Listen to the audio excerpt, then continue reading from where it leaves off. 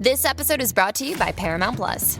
Get in, loser! Mean Girls is now streaming on Paramount Plus. Join Katie Heron as she meets the plastics in Tina Fey's new twist on the modern classic. Get ready for more of the rumors, backstabbing, and jokes you loved from the original movie with some fetch surprises. Rated PG-13. Wear pink and head to ParamountPlus.com to try it free. Does Monday at the office feel like a storm? Not with Microsoft Copilot. That feeling when Copilot gets everyone up to speed instantly? It's sunny again. When Copilot simplifies complex data so your teams can act, that sun's shining on a beach. And when Copilot uncovers hidden insights, you're on that beach with your people, and you find buried treasure. That's Microsoft Copilot. Learn more at Microsoft.com/AI for all. Survivor 46 is here, and so is On Fire, the only official Survivor podcast, and we have a twist this season. The winner of Survivor 45, Dee Valladares, will be joining us every week. We're going behind the scenes of the biggest moments, the how and the why things happen, and the strategy and analysis you can only get from someone like me, a Survivor winner. Listen to On Fire, the official Survivor podcast, wherever you get your podcasts. It's the most wonderful time of the year. The time when we look at the movies deemed the most craptacular, the curdled cream of the crop, the movies that put the fun in fungus. We run through the movies up for Worst Film of the Year at the 44th Golden Raspberry Awards, for better or for worse, and see which ones rise like a fart or sink like a turd. Strap in for a wild Razzie ride in this edition of Grading on a Curve.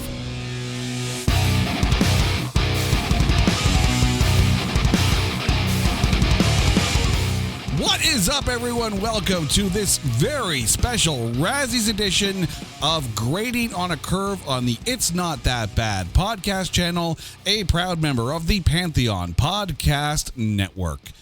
Once again, we find ourselves here in the wonderful month of March, ready to talk about the nominees for the worst film of the year at the Razzies, the 44th Golden Raspberry Awards. And here to suffer along with me in this, a cavalcade of people who apparently like punishment. We're going to go around the table and introduce everyone. First, we got Greg from Movie Date Night coming back. Greg, how you doing, man? I hope you have the bleep machine ready because I'm going to be dropping a lot of those bombs for you today. You for making me watch these. And it starts already. At least it's not like the Strays episode where we had to put lots of barks in for that one because that required a few barks. Also, from the Movie Duel podcast, Peter is back once again. Peter, you know what you got into the last couple of times, and yet you keep coming back. No, I'm really starting to question my life choices. I mean, I've been podcasting for a year and a bit now, and it's great that, I've met people from all walks of life and across the pond, but I'm really starting to sort of question whether or not going international was really worth it. And I'll echo Greg's sentiment. F you, Jason. I feel like that's going to start to become a trend here. Like every time we welcome someone, it's like, and happy to be here, and F you, Jason. All right. From 6:40 a.m., we got Lyle Robichaud back in the chair. Lyle, how are you doing, man? I'm doing great. And F you, Jason. This is the exact same thing. Sometimes you just need some pain to get the serotonin going. And I guess I just need a lot of serotonin lately because I just keep coming back for more of this. And this wasn't as bad as the video game movies episode. Still pretty bad, though. And here to join us to round out the group of five, we got Carson Elcombe back in the chair. Carson, welcome to the show again. How are you doing? Well, as I said to the girlfriend when I woke up this morning, it's a beautiful day for some movies, eh, gentlemen? And I feel like I would be wrong to not also say, Jason, go yourself. Just to keep just to keep the rain rolling. I was about to say, brother, if you woke up and the first thing you said to your girlfriend was, F you, Jason, that would be a real awkward way to start a conversation. I think she'd question if I was awake yet. Then I'd start to question what you're dreaming of at that point. I was just about to say, maybe keep a dream journal if that's the case. That can go one of two very different and distinct ways. Yeah. I mean, I know that the task that I ask of you guys occasionally is going to require therapy for you guys, of which I'm sorry. But if Carson, if that's the way your dreams are ending up and you're actually cursing my name in between movies while you're sleeping, I'm real sorry. Just in-depth psychological trauma leading to See, I think- just abhorrent I think sleep. once you get to like the third movie though of the marathon, you do just hit like mental health terminal velocity where you can't get any worse. So there is that at least. It's so true. It's like the 5 stages of depression where it's like you get to a stage about movie 3 or 4 where it's just acceptance and you're like, well, Yeah. I got 1 left. I got 2 left. I'm seriously questioning my mental state then, because I had watched 2 of these films of my own volition before I had any inkling of this episode. So it says a lot about me, I think. Yeah, I was watched about- one of them as well. I mean, on the upside, at least we covered one of these at the end of last year. So, yeah, it was only 4 out of 5, except for Greg. So, Greg, I'm sorry you had to watch that. Oh, I mean, yeah, we'll get into it, but I will say I actually saw one of these opening day in theaters voluntarily, and I had a blast. That's Okay. going to be my number 1 pick, of course. But the other ones, I was like, this is a slog. Oh my God. I had to space it out by a couple of days. I'm interested to see if ours matches up because I had the same thing. I went to see one of these in theaters day 1 too, and I wonder if it's the same one. Yeah. And I was like, I should just get these all knocked out. But after watching each one, I'm like, I need a break. I need to go like do something else. I can't back to back these. I will die. So, Yeah, here's what, dear listeners, here's what you don't quite understand. So all of the people on this show have watched all 5 of these films over a short stretch of time because, of course, we have to wait and find out who the nominees are going to be before we actually start watching them. So that means that in the span of less than a month, we have had to watch the 5 worst film nominees, and that takes a toll on us. So, hope you enjoy the show because you're welcome and we have suffered for your pleasure. But before we suffer even more, it is time to find out the movies that we are talking about in the Pentagon of Pain. It's time to open the floodgates to the sea of stink and flood our eye holes with the sewer swill of cinema. Let's meet the contestants in the Pentagon of Pain. First up, since we didn't learn last time, we once again look at the dissolution of our childhood and instantly feel worse than Eeyore.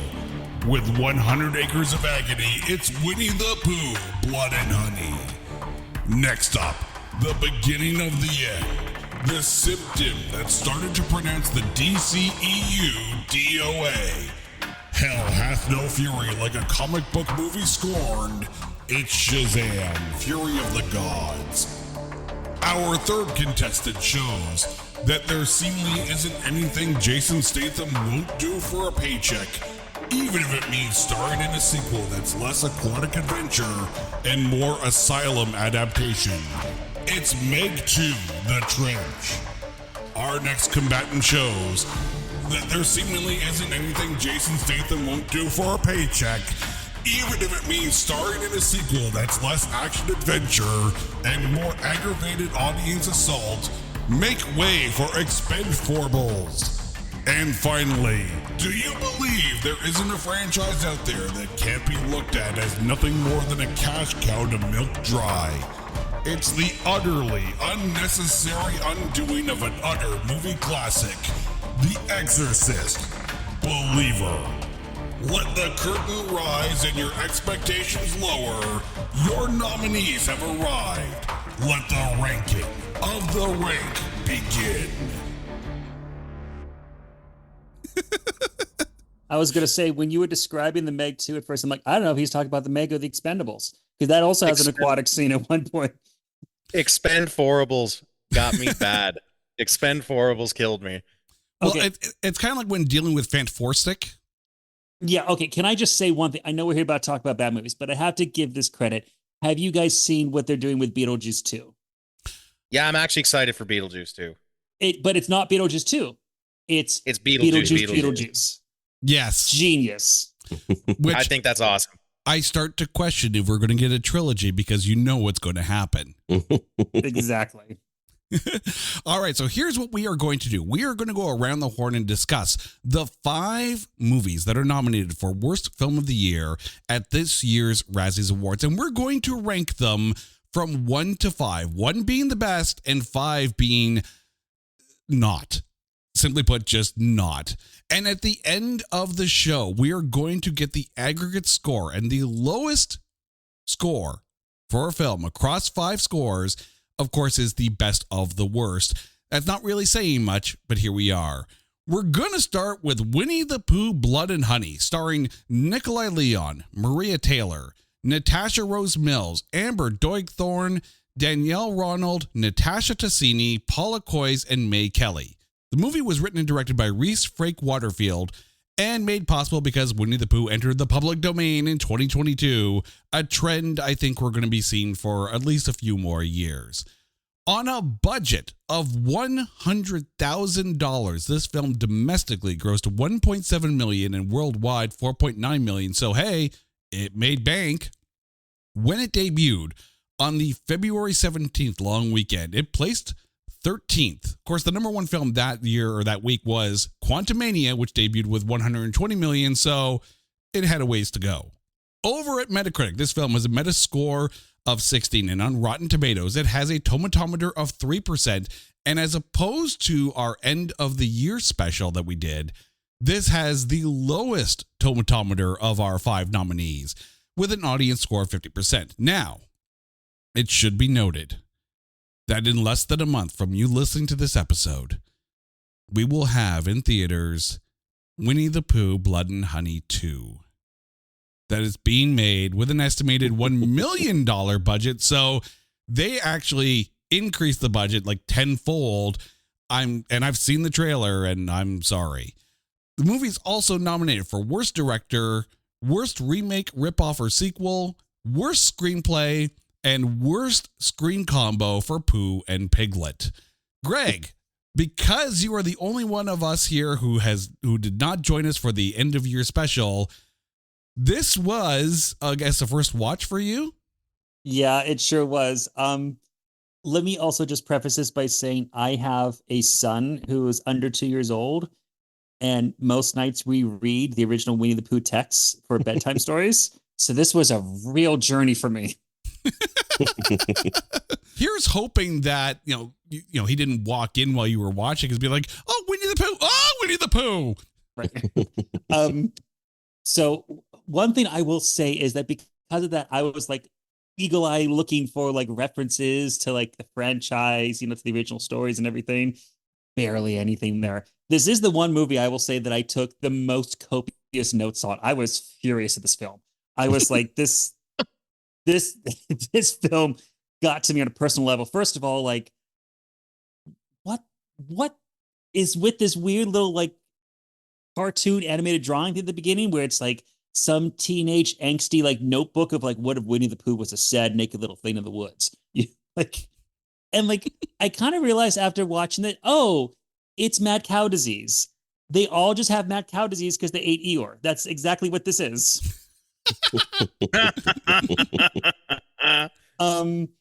I just have so many notes. I'm just gonna kind of go through them quickly. First of all the CG blood looks like PS2 graphics. But now that you said it's $100,000 budget, like I understand why. The movie itself doesn't even follow its own rules. They say that Piglet and Pooh swore that they would never speak again. But later, one of the girls is like, I heard them talking to each other. And it's like, okay, what about never speaking again? Pooh can drive a car. I just put that in big, bold things. Pooh can drive a car. And then they have this evil chant song. And I listened to this with the subtitles on, because especially in horror films, I want to make sure I'm not missing anything. I don't know if you know what the lyrics are for the evil chant. The lyrics are, someplace, that smell, something, something, something, something. I quote, something, something, something. And like, I get that kind of fits with Winnie the Pooh and how he just make up songs, but literally just that play or someplace that smells something, something, like that's the best you can swing here. Come on. I've heard songs with worse lyrics. Mostly guess, Beyonce. Yeah. But like, I was really disappointed in the ending. I was kind of actually digging the film a little bit for the crappy horror film that it is. But the ending was just so abrupt. I'm like, did you just run out of money? Like, because it kind of ends like Christopher Robin just runs from Pooh and that's it. Like, so I was like, So I really liked it, but the ending was crap, and it had like a lot of like weird, stupid things in here. So I'm like, mid. This is 3 for me. All right, Peter, refresh our memory. Where did you rank this one at the end of our 2023? This was your number 1. This was my number 1, yes. So, and I've already talked about my mental state, and this may shock you, but this is my number 2. Okay. And I think it's massively unfair, really. I think that it is on the list to begin with, because I think, I always see the Razzies as a way of sort of, having a bit of fun with Hollywood, the big budget studios, big budget pictures and things like that. And this, as I said on the last one, I think it was made with a lot of passion. It was somebody who wanted to, he was obviously, an independent filmmaker, wanting to make a film, wanting to make a horror. He's obviously got some kind of passion for horror films. I don't think it's just a case of he just wanted to, make something crappy. I mean, it's knowing it's not a film that is expected to be taken seriously and be a 5-star film. But it takes a lot of balls to take a beloved children's property and turn it into a horror film. And really, it's going to get noticed from doing that. And I think it probably, as I said on the last one, it goes in its favor and it goes against it in equal measure. But, as I said on the last one, I think the kills, the gore, it's decent, it's gross and fun. And the biggest positive for me was I didn't, unlike a lot of the other films on this list, I didn't sit and think, oh God, when's this going to finish? It was nice and short, as it should be, and I was with it for the journey. But it just felt like it had a lot more passion than at least 2-3 of the other films on this list. And I haven't seen a poo this relentless since my dad made homemade chili. Oh man. See, I'm kind of in the same boat with you. So originally I had this as my number 3 film. It gets knocked down to my number 4 film on this one. With a $100,000 budget, and I said this at the end of last year, with a $100,000 budget, the cinematography definitely punched up way above its weight. I think visually it was well done as far as, keeping that, that creepy vibe to it, the lighting, the setting. I mean, yes, the story with the girls feels like almost adjacent to. I kind of wish that they had focused more on just the Christopher Robin and Winnie the Pooh story, and the girls just there, were there to be horror movie girls. I still give it credit for not having a final girl, quote unquote, unless you want to call Christopher Robin your final girl. And I'm going to say that after watching the trailer for Winnie the Pooh 2, I think I'm going to have liked the first one a lot better, because the next one does not look good by any stretch of the imagination. I do think it definitely deserves Razzie mention, maybe not necessarily for the production quality or the storyline or whatever, but it is. It's the first time, really, that a beloved children's story that has entered the public domain gets turned into a horror film. Unfortunately, now we're going to have eventually all the Mickey Mouse Steamboat Willie type horror films. Winnie the Pooh's going to continue. Of course, we've got Tigger coming into the next one, so that should be fun. They're working on Peter Pan. Yeah, exactly. So this one is the first of its kind. I have a feeling the rest of them down the road will not get mentioned by the Razzies unless it is completely and utterly atrocious, because it's just everyone jumping on the bandwagon. So for me, it's a 4. Carson, for you, last time around, this was a 3 for you. Does it sit there again? So just to clarify, are we doing 1 is the worst one we saw and 5 is the best? Or No. 1 is the highest, 5 is the worst. Yes. 1 is the one you enjoyed the most. Yeah, so it dropped for me. So this went from 3 back in December to a 4. Okay. And I took the least amount of notes on it just because I was comparing with my originals. I think the one kind of theme that kept coming back to me in terms of overall production is that this only exists because of the, oh my God, I watched this as a kid, that nostalgia, those member berries. That's always just comes back to me. And that's sad, because another thing in my notes that paralleled my first set of notes was that the animated prologue where they kind of go into the storyline got me again. And it got me excited, being like, this could be something really good. And then it just nothing. And I assume all the budget went to that first animated start because the rest of the movie doesn't go brilliantly. And I think watching it again, knowing what I did, I didn't think my expectations could be lower. But it just, as I watched it, I actually had less time and respect for it than I did the first time around. And it just kept coming back to the fact, and with the costumes, I know you had a low budget, and I get you did what you did, but it looks like a shitty slasher that ended up being an ad for Spirit of Halloween. And that's every time I see it, I could picture like TVs being up in the Spirit of Halloween and them showing these and then cutting to like an ad for the latest Winnie the Pooh slasher costume. And just because it's campy doesn't mean you also don't need like a story, which goes back to what you guys said regarding the scenes with like the group of girls that went away for their trip, where I'm like, just give me Christopher Robin. Like, that's what I'm here for. I'm here for the Winnie the Pooh story. It just comes off to me as something that you had everything there to make a decent horror movie and you just didn't. So that's why it ends up at a 4. Lyle, before I get to you, I'm going to ask the round table here. Has anyone ventured attempting eating honey since watching this film? I don't think I've touched it. Yeah. I have honey every day anyway. Winnie the Pooh eating honey is the grossest thing in this film. And in this film, he runs over a girl's head with a car and her eyeball pops out. That's not nearly as gross as him just eating honey. All right, Lyle, for you, this film last time was a 3. How does it sit this time around? It's a 5. It went down on the second watch. I bother. Oh bother. It was. He didn't even say good. that. And that's honestly my biggest problem with this movie, is that while I do think there was an attempt, you had so much you could have done with this. You almost spoiled the concept. I love the idea of taking a children's character that entered the public domain and turning it into something that it wasn't and just bastardizing it. I absolutely love that idea. I think everything should be on the table for that. But if you're going to do it, you have to commit. You're telling me you made a Winnie the Pooh horror movie and I didn't see a heffalump or a woozle or any kind of representation of what those things would look like in real life.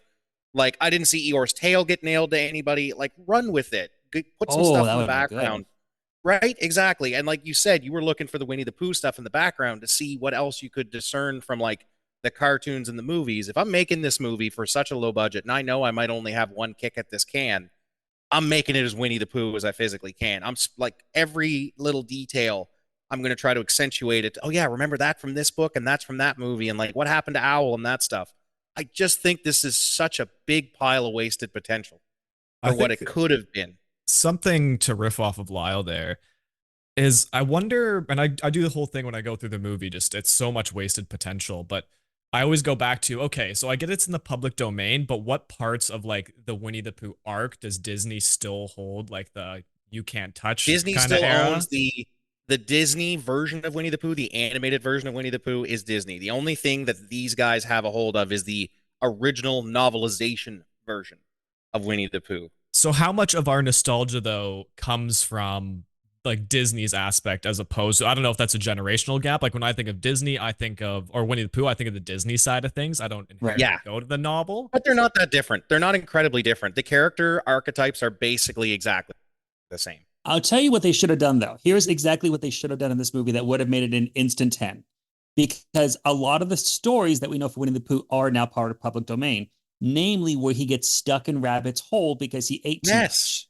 How great would it be if that's how Christopher Robin traps him in the end? He crawls through a narrow thing, Pooh follows him, and Pooh gets stuck. Yeah, and I actually have that written down. I have that written down as like, there are so many things you could have done to throw back.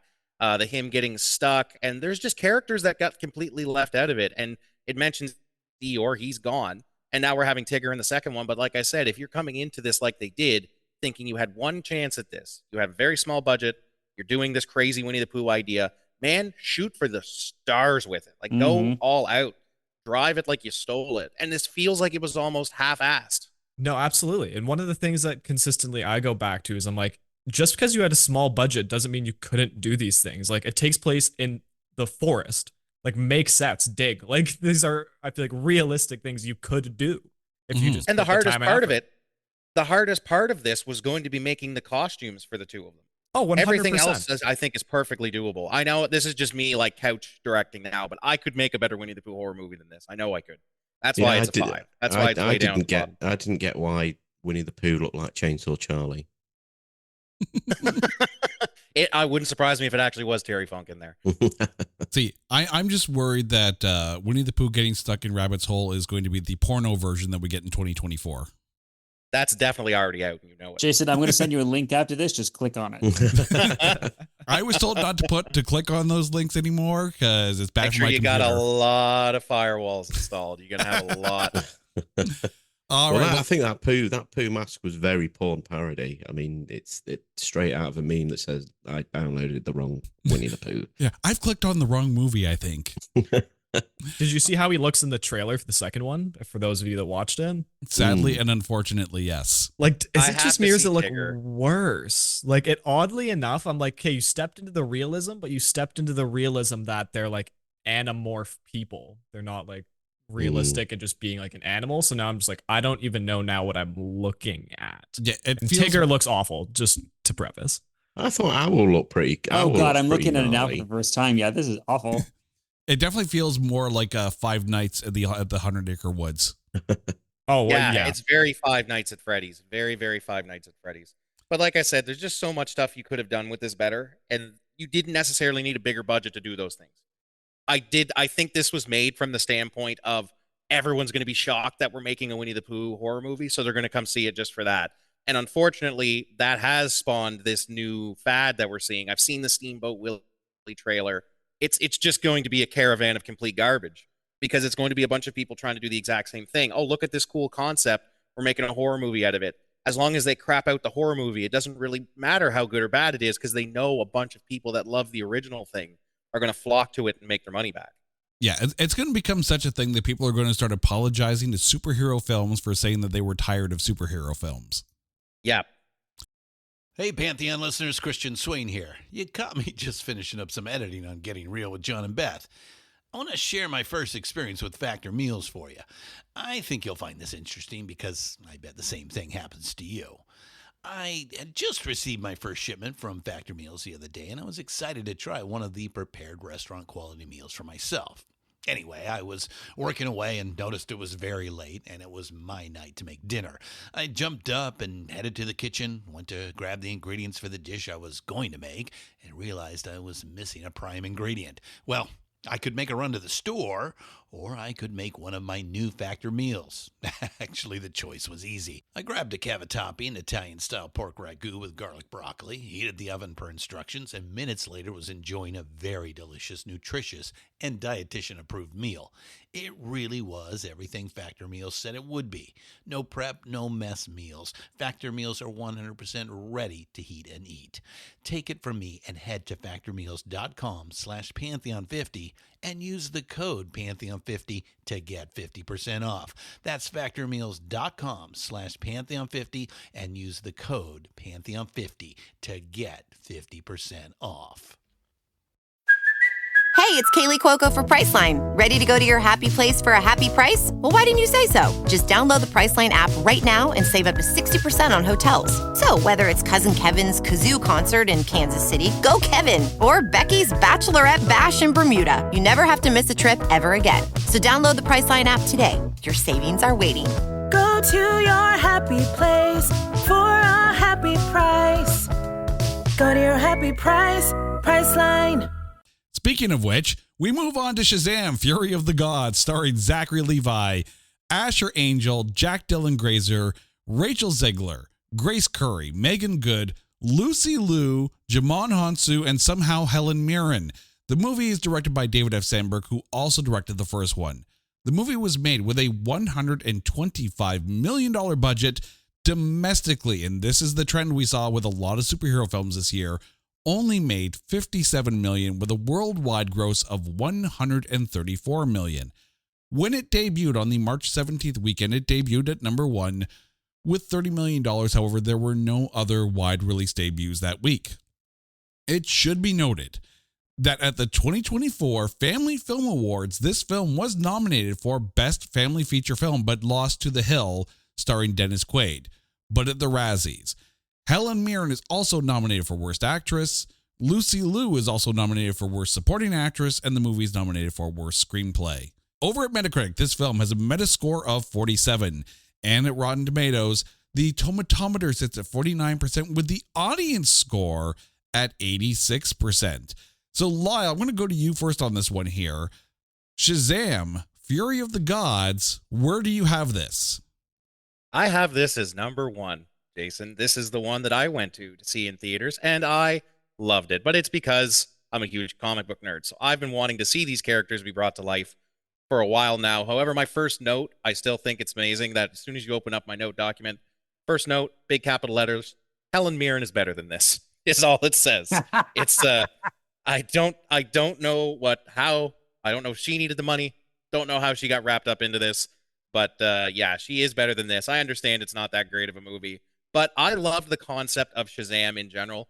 I love the fact that he's secretly like a 10-year-old boy that gets to cosplay around as a literal Greek god. It's just popcorn fun. It's a bunch of them that get superpowers, and there is some plot stuff. Kids with no training and zero preparation fighting actual gods who've been gods forever and getting the upper hand. At one point, they leave Hesperia, a demigod, just unguarded in a cage, and I guess Shazam is like, she won't get out of there. That's those iron bars are impenetrable. And of course, Wonder Woman coming in at the end and kind of cheapening the sacrifice. There's some plot issues I have, but on the whole, I don't think this was a terrible superhero movie. I think there's worse ones. This is the one I don't think even deserves to be on this list, other than Lucy Liu just not caring that she's in a movie. I think they just followed her around, got some base eye roll reactions, and then CGI'd her into the rest of it, because I don't think she was aware that she was on the set of an action movie at the time of filming this. That's what it seems. She just seems completely uninterested the entire time. Other than that, I liked everybody's performances. I like this movie, so it's my number 1. I'm going to chime here as well, because it's also my number 1 film of the 5 out of this. I mean, let's take a look at the DCEU, and I have a feeling that this film being nominated isn't necessarily commentary on the film itself. I think it's commentary on comic book movies as a whole and the DCEU in particular. And let's be honest, aside from Blue Beetle, DC did not have a good year, at theaters. Aquaman and the Lost Kingdom, I haven't seen it. I don't know if anyone else has seen it, but it's just pretty good. It just felt like it was put out there and people didn't care about it. And we all knew that the DCEU was going to end with The Flash and then move on to the James Gunn era. And it felt like at this point, why should anyone bother going? The problem, though, is that Zachary Levi, I think of all, or at least most of the actors in the DCEU, really got his character. The fact that Billy Batson is still a kid in a superhero's body, that made sense. The fact that everyone was still a kid in a superhero's body made sense. Helen Mirren, I liked her in Red. She can have fun with those kind of films. Lucy Liu, I kind of did an eye roll with this one, because it felt like she was just there. Rachel Zegler was fun. I think this film was exactly what you wanted it to be with the Shazam film. I do have a problem, though, with the end credit scene. And I'm not talking about the one with the characters from Peacemaker. I'm talking about you go all the way to the end of the credits, and there's that freaking caterpillar again, while Dr. Savannah is still in jail. By the way, if you haven't seen the film, I'm sorry, but I'm saving you. And comes back, it's like, oh yes, I've been going off and doing these things. Oh, I have to go do some more things. No, you're not coming back. You're not getting the Shazam 3. I'm sorry. Just take that scene out. You didn't need to put that in there. Don't even think that you're getting a third Shazam film, because it ain't going to happen. But take that little part away, and I still think it is a fun, unique take. And yes, I do agree that Wonder Woman bringing Shazam back from the dead, you knew they weren't going to kill Shazam. You knew they weren't going to kill them, but at the same time, it feels that was one of my biggest gripes, is that is so shoehorned in there. You could have done that 100 other ways, using stuff from the Shazam lore to bring him back. Instead, you very obviously were like, well, we want some star power in, so, does Gal have a free minute? You know what I mean? Let's call up our friends and see who we can bolster the credit list with. like I'm fine with the wizard popping up in, Billy's dream of, having dinner with Wonder Woman. That was funny that as scene hell. was fantastic. That was cool. And if that's where they left the Wonder Woman cameo, quote unquote, at, I would have been like, that's brilliant. I'm keeping it. But it's still like, when you take a look at the list of films that are nominated, it is, to me, Shazam isn't even the worst DC film of the year. That's The Flash, because I was getting mad at that one when I saw that one in the theater. But it is my number one. Greg, how did Shazam fare for you? This is my number two. I did somewhat enjoy it, but I kind of found most of it kind of boring, actually. Like, I really feel that this movie might have been a bit better if they had condensed Helen Mirren and Lucy Liu into one character. I know that, like, in the comic books, it is 3 daughters of Atlas, but I mean, in original Greek mythology, there's 7 of them. So just say that somebody happened to one of them. Like, I feel like if you give one of them a bit more to do, then like you can rework the plot a little bit. So like that turn for Helen Mirren at the end doesn't quite happen the same way or something. Like the dragon parts were cool, but for the most part, I was just kind of bored. And I was like, and also their powers, I don't quite understand what this whole thing is with like what the sisters' different powers are. The only part of this movie I really did enjoy was the love story between Ed and Freddy. I liked the idea that Freddy feels that he's not measuring up, that he's not good enough, and he keeps kind of self-deprecating because of his physical condition. I forget what he has exactly, but he's the one with the crutches, But she is like clearly into him, and he doesn't realize that. And I kind of like that development there. But the rest of it, I was like, this is like just okay. It's mid, like you said, it's a popcorn film. You can just turn your brain off and enjoy it. The one question I have, and like this is someone who I'm more Marvel than DC. So like my DC depth is like Batman lives in Gotham City, Superman's in Metropolis. That's about it. Shazam, they say that it stands for something like the strength of Hercules, the something of this person, the blah, blah, blah, blah, blah. But I heard that like one of them is like he has the wisdom of Solomon. Mm-hmm. This is the dumbest mother I've ever seen in a film. How do you have the wisdom of Solomon? It stands for Solomon, wisdom, Hercules, which is strength, Atlas, which is stamina, Zeus, which is power, Achilles, which is courage, and Mercury, which is speed. And that spells out Shazam. But cool. He has those except for the wisdom part. Yes. This movie should be called Hazam. Not Shazam, just Hazam. He has the other ones. He does not have that S. If you think about it, by giving all of his, basically brothers and sisters their powers, you notice how each one has their own unique power. So like Megan Good's superhero character is the fast one. Grace Curry's is the smart one. So it's almost like they took the Shazam powers and separated. Okay. Exactly. So in that case, everyone is not exactly the same and indestructible like Shazam is. That makes more sense to me because I know I saw the first one, but I don't remember anything other than like he fights like a gargoyle or something. But like that was when it first came out. But yeah, like I said, it was okay. But I would have liked more if they focused on just focusing on the other ones. I was more interested in them. I was more interested in the one brother who's like, he comes out of the closet. Everyone's like, yeah, that's cool. We accept you. We love you for that. That was like, oh, that's a fun and interesting story too. Yeah. But I feel like they just got it out of the way and they just like moved on. Which I love the fact that it's just, as a matter of fact, like, yeah, we know it's whatever. Yeah. Right. Carson, Shazam, what do you got? So all of you have some great points, but I think I relate closest with Greg, where the number one thing on my notes here is devoid of magic. Like it just felt very much a copy and paste kind of modern DC superhero movie, especially. But I will agree with you, Jason, when I say this is much more of a vision of DC and kind of the superhero genre as a whole than I think inherently Shazam, because I don't honestly think it deserves to be on this list. And nor did I ever think that it really, like, I was surprised when I saw it here, because obviously I know it didn't do as well as it should have, and there was issues with it, but it just felt like the outlier when you look at the other 4, especially on this list. But I mean, Greg is right. It's boring, and that's what gets me the most. And I think the one part that hurts, because I enjoyed the first one, is because all the emotional kind of characteristics of this movie is best when they're kids. And both of you said it yourself. They really brush through the time when they are kids. And I think that's where I personally lose some interest. I mean, like Billy Batson as himself isn't in this. And I think that's where I struggle is I lack a reason to care.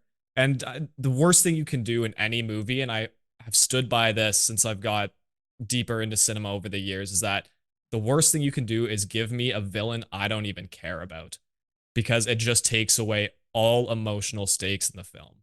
And to me, it missed its mark. I can see why it's fun for families. I can see why it's fun for kids. It's just not a memorable movie, and it's the kind of thing I'll forget about tomorrow once we're done this episode. All right, but where have you got it ranked? So I actually do have it at my 1 though.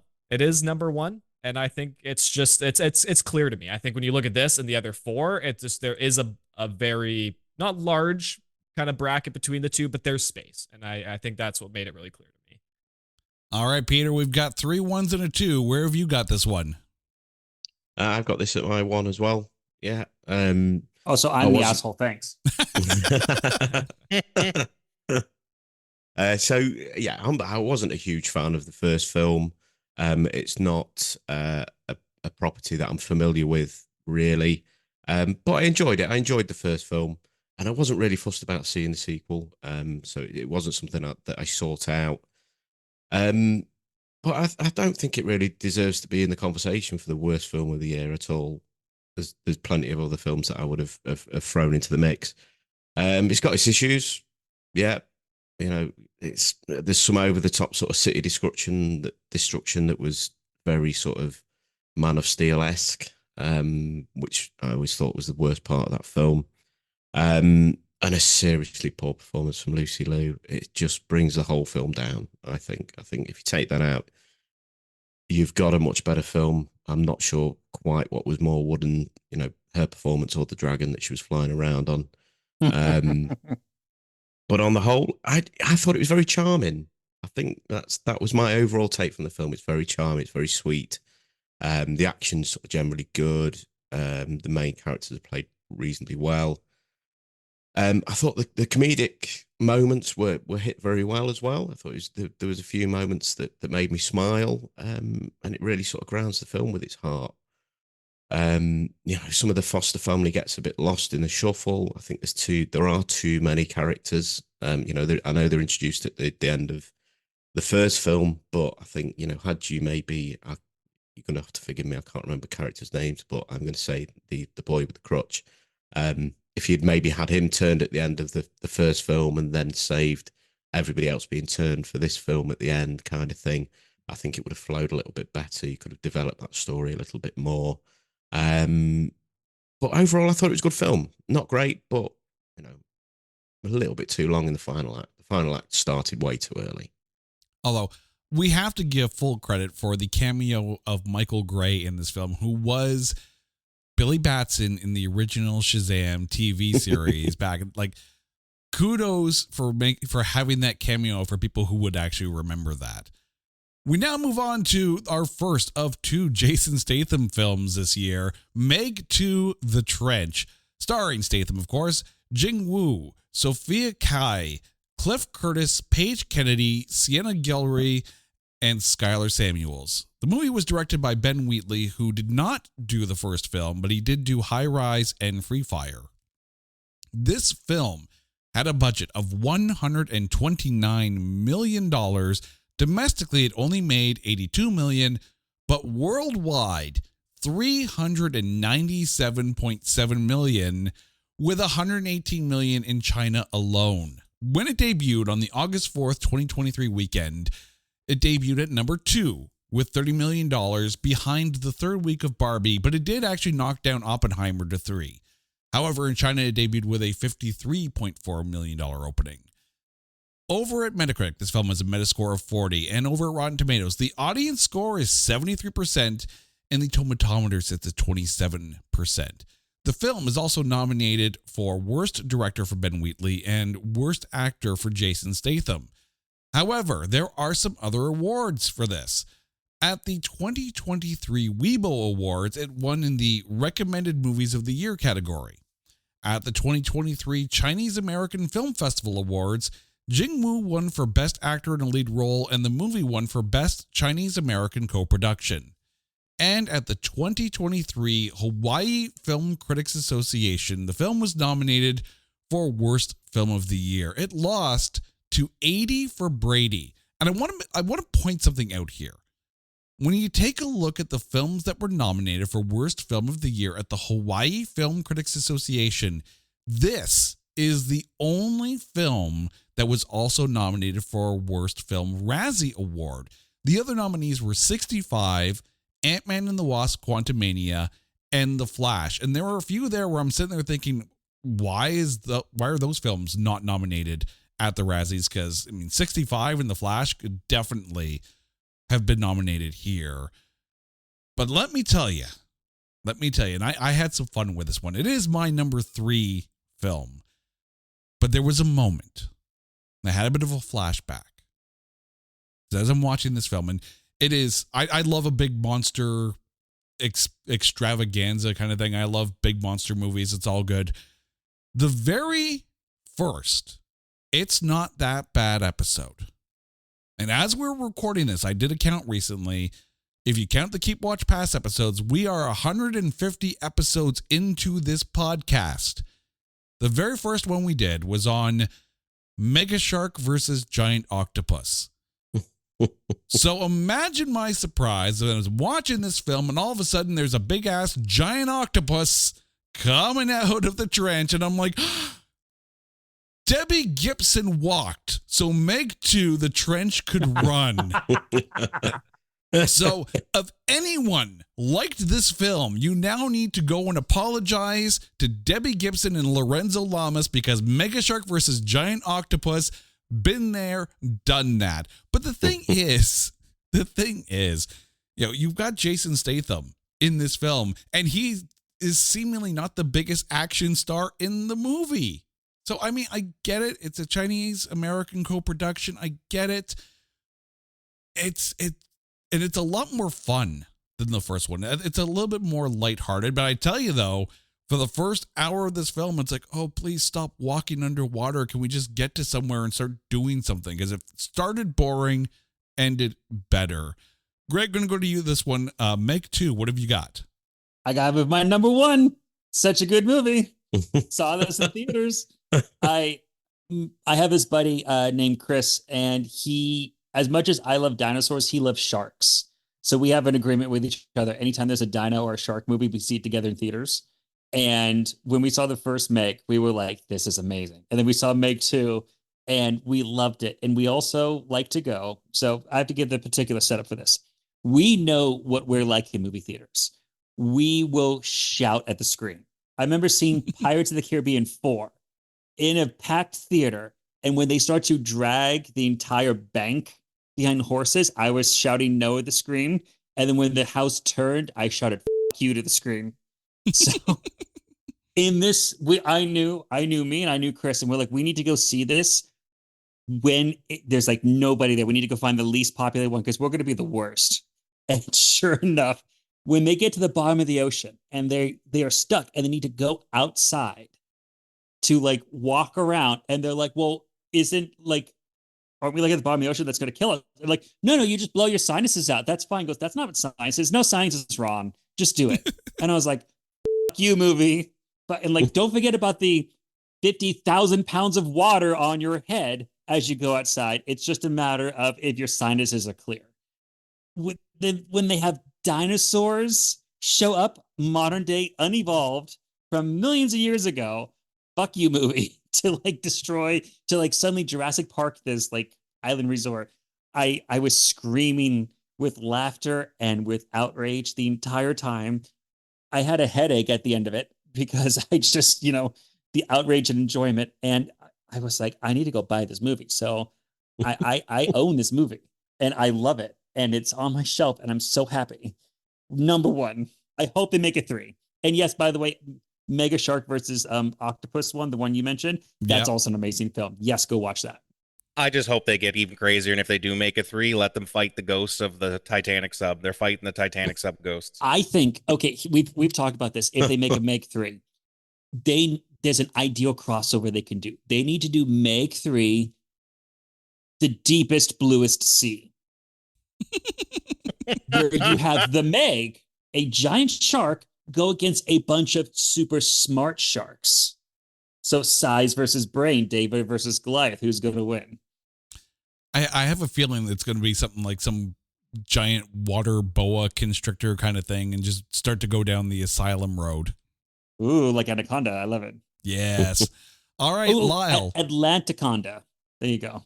Oh, dear God. Oh, my God. Stop Oh, giving the asylum ideas. Take my money. It's hilarious because that's the first thing I have. It's my 4. I'm going to start off my Meg 2 is my number 4. The first thing I wrote about the movie started and I wrote down, this is the most Asylum Films movie that isn't made by Asylum.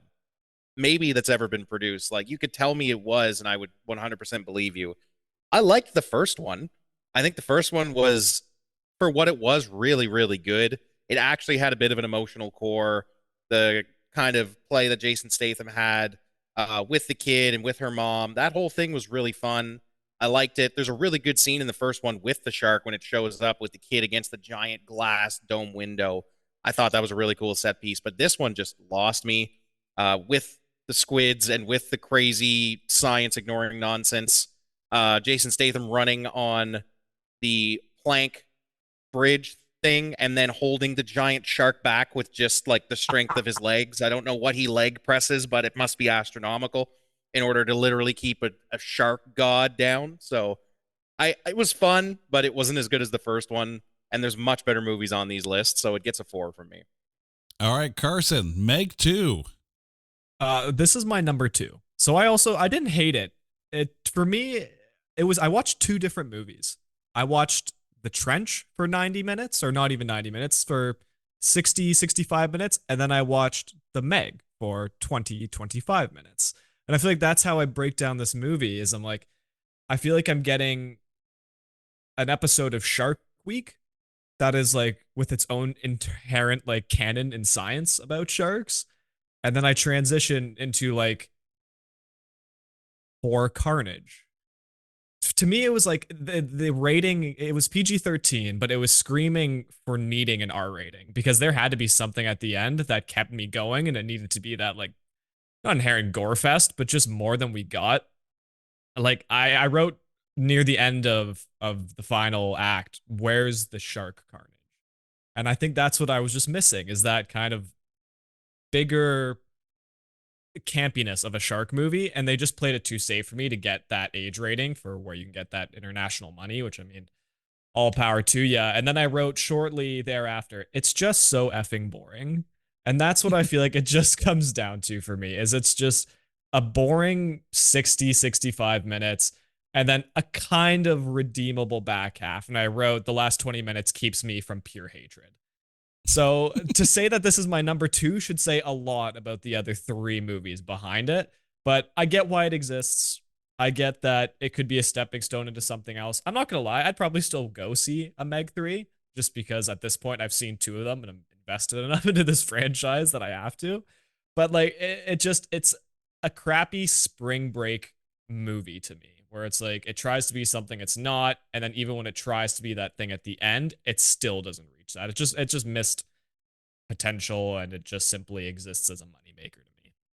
I mean, for what it's worth, Jason Statham did come out and say that he felt that this film kind of got away from what made the Meg as good as it 100%. was.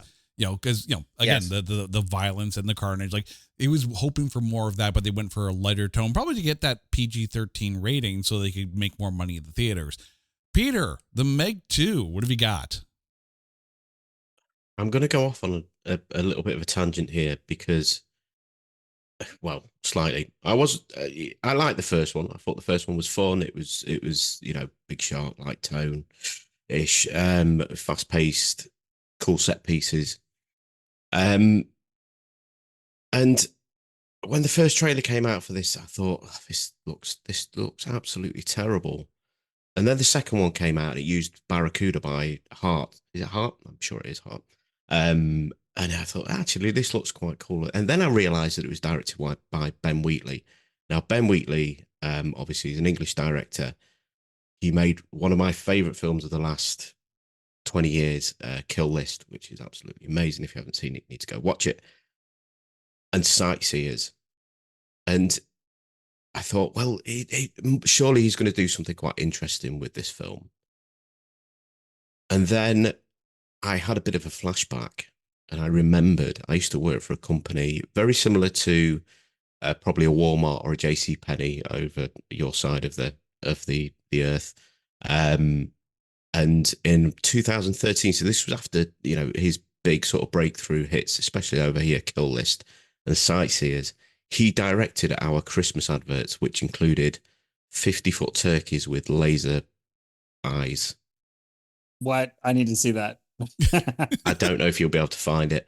And raining Brussels sprouts in a car park of one of our shops. And then it sort of tweaked. He's doing it for the money. He's got to be doing it for the money because he's kicked out some absolutely brilliant films in the last 20 years. He's probably one of my favourite directors of the last 20 years. In the Earth, Field in England, Free Fire, all brilliant films, all very nuanced little films. High Rise as well.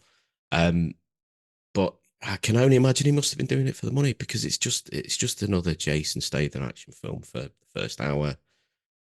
And yeah, I don't even think the giant octopus could save it. That it seemingly comes out of nowhere as well. I think you get a glimpse of it in the trench, and then it's there, and it just didn't. It was all over the place, absolutely all over the place. The best parts of it were basically just rehashes of the first film. The carnage at a party or the beach or whatever. But it was just. I mean, there's parts of it that was fun, but it sits at the middle for me for 3. I will say, in watching that opening scene, which apparently is taken directly from like the first chapter of the book that the Meg is based on, all I could hear was Liam Neeson from Star Wars 1 going, well, there's always a bigger fish. And it just lost me at that point. And yeah, and again, I loves me a good monster film, but this one had some issues. We now move on to our second feature in the Jason Statham double bill, Expendables, starring Statham, Sylvester Stallone, Dolph Lundgren, Randy Couture, Andy Garcia, Tony Jaa, Megan Fox, Jacob Scipio, 50 Cent, Levi Tran, and Iko Uwais. And by the way, if I mess up any of these names, well, you've been here before, you know. The movie is directed by Scott Way, who did not direct any of the Expendable movies before this, but did do Need for Speed and Hidden Strike. The film had a budget of $100 million. Domestically, it made $16.7 and worldwide $37.9 million. When it debuted on the September 22nd weekend, it debuted at number 2 with $8 million, approximately $500,000 behind the third week of The Nun 2, and then promptly dropped to number 9 the next week.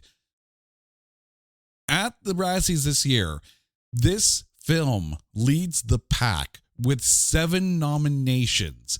Scott Way is nominated for Worst Director, Stallone for Worst Supporting Actor, Megan Fox for Worst Supporting Actress. By the way, she's also nominated for Worst Actress for Johnny and Clyde, rightfully so. Worst Remake, Ripoff, or Sequel, Worst Screenplay, and Worst Screen Combo for any 2 of the Merciless Mercenaries. There were other awards as well. At the 2024 Alliance of Women Film Journalists, this film was nominated for Time Waster, Remake, or Sequel. It lost to fellow Razzie nominee, The Exorcist Believer. Now, before I get into the critic scores, Stallone has apparently said that this is the start of a new Expendables trilogy, and I have to ask why. Better not be. Over at Metacritic, this film has a Metascore of 30, and over at Rotten Tomatoes, the audience score somehow is 70%, and the tomatometer sits at 70%. The tomatometer sits at 14. So there's a bit of a discrepancy here with this one. Lyle, what have you got for this one? Gentlemen, there is a lot of 50-something-year-old dads that love these movies. That's why that percentage is so high on Rotten Tomatoes. It's my 3. I don't think it's terrible, but I think the Expendables series has just become a television show that they just haven't designated as a television show yet, kind of. It's the same thing every time. They're just giving all these old actors their last hurrahs. I like parts of these. I like the big set pieces. I like seeing names from the past, and they show up randomly too. It's not just the ones that are billed, even though it is a monster cast. Like I can't remember his name. It's Bjorg, and it's something very Norwegian. I can't remember. But the Mountain from Game of Thrones is in the big bar fight scene that Jason Statham has, and that's really cool. I like that fight scene. But it just feels like more of the same from these guys at this point. I think the one with Antonio Banderas was much better. I think that was the third one or the second one. I can't. They all bleed together because they're all exactly the same. But I do understand the appeal. They're just stupid fun. You can shut your brain off and watch Dolph Lundgren and Sly make crazy noises and shoot guns together. And older people really love that. So I think I can see why there's probably going to be like 3 or 4 more of these until Sly finally realizes that he's not Rocky anymore. All right, Carson, what have you got for Expendables? So I had to watch this in 2 different viewings because the first one I got exactly 33 minutes in and left. At my own couch, to be exact, too. I had it on and it was a long day and I was like, you know what, we'll put something on, this will be good. And I'm like, this ruined even wanting to continue watching a movie for me. So this is my number 5. This is the biggest dog film of the year. And I have no problem saying that. I lost interest 15 minutes in, had hope that maybe we'd get somewhere, left. Then I came back, I restarted it, continued to lose interest after the first 30 minutes, but I stuck it out this time. A few things to go through. There's the fight going on at the start where they're kind of split up. Some stuff's going on in one area of the world and then they're back at home base. How in the hell did they get onto a prop plane and fly to that whatever battle, whatever fight they're at the start of the movie that quickly? They say that it's in a different country. They're taking this old prop plane and they make it? That's first thing. That's a good point. Those guys are still there, yeah. Where I'm like, how long has this fight been going on? Or how fast is this goddamn plane? Because I don't know. And then right after that note, I just have you, Andy Garcia, in my notes because I was so disappointed that he sunk this low to go for the cash grab. It's just the biggest time waster of a movie. This would be something that, like you guys said, my 60-year-old grandfather would put on and say, this is the pinnacle of cinema. And that's just, it's like, this is horrendous. I have no words for it. And then at the very end, like I've seen Expendables 3 and I've seen the first one. I never saw the second one, which I hear is probably the best one, but I feel like that's debatable. And then it just feels like no one wants to even be on the set. Like, I don't think there's a single performance where I'm like, you want to be here. And then I think of all the 50, 60-year-old dads out there that got to the end and are like, oh, this film franchise I love now ends with Megan Fox being the leader of it. And I have no disrespect to Megan Fox, but I'm like, you know, it's bad when I feel bad for the 60-year-old men watching this movie that they had to go through this experience. For the long-term Expendables fandom out there. That's what I mean. I'm like, if you're out there, if you're that Expendables fan, I'm sorry for you. And that's the biggest title I could give to a movie. It's just a waste of time. Don't watch it. Don't read into it. I just gave you the synopsis here. We could move on if you ask. But anyway, clearly you have. I'm so over this movie. I will agree that the second one is the least stinky turd in the bowl when it comes to the Expendables franchise. But Peter, Expendables 4, where have you got this? I'm going to echo a lot of what Carson's just said. I too got 30 minutes in and gave up and had to revisit the next day and put myself through it. This sits at my 5 as well.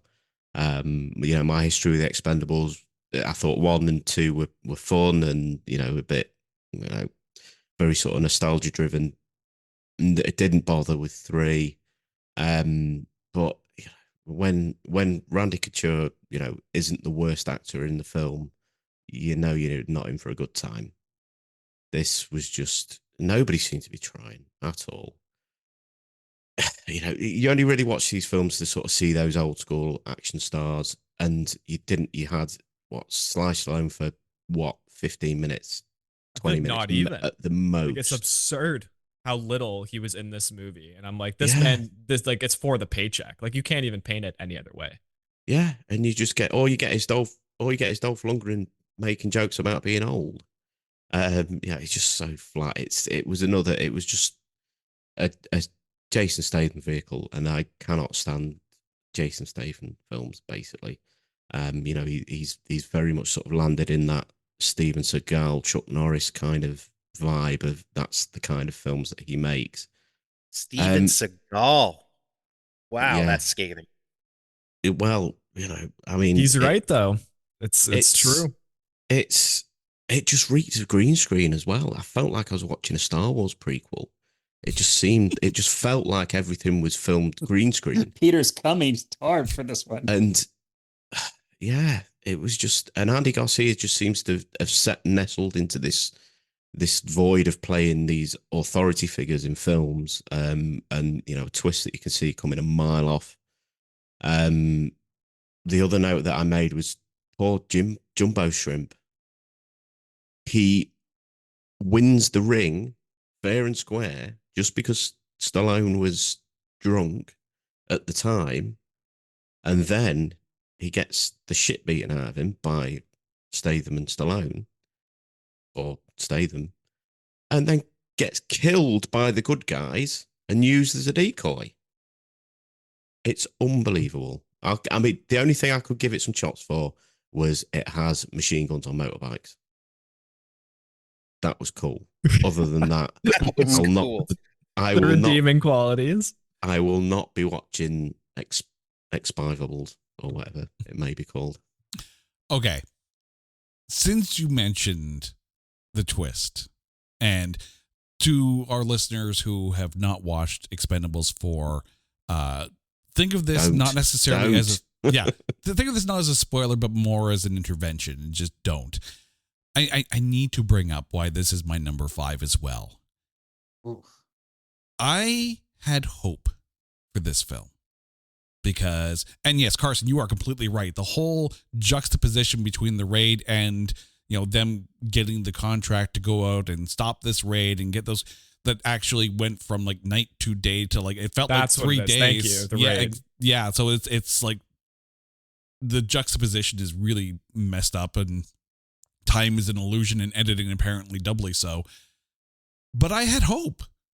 For a second, I thought like, okay, this is them about to pass the torch. Stallone dies. Statham takes the leadership role. I get it. It's a revenge thing.